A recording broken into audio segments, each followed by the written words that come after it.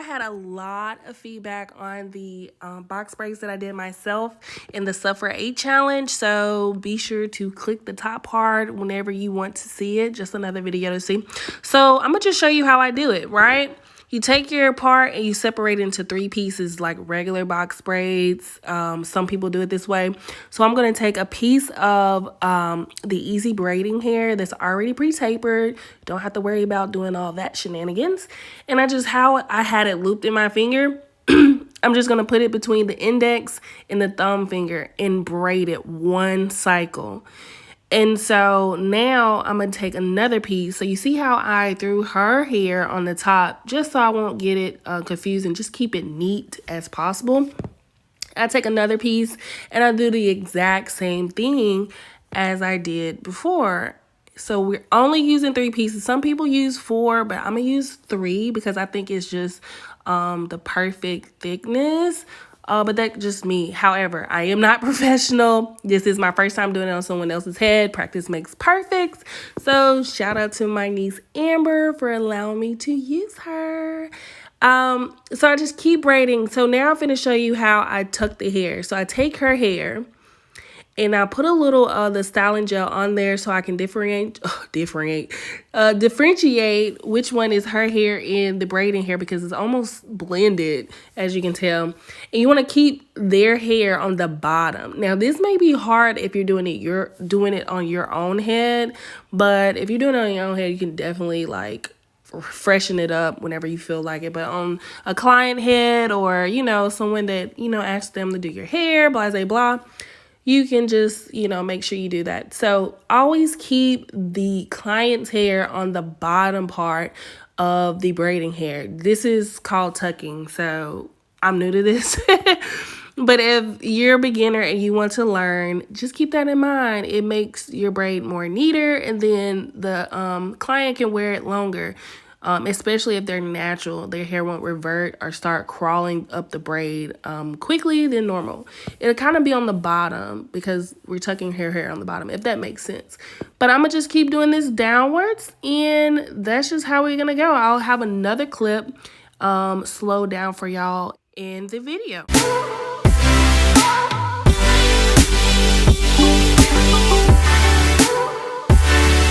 Again, I'm just showing y'all again how I separate the parts, and then I go in with a loop piece between the index and the thumb finger, and you braid immediately, and then you come back around and do another piece just like that. And you're going to do that with 3 pieces, or you can do it 4. It just depends on your preference and the thickness that you're trying to achieve. However, again, remember, I am not a professional.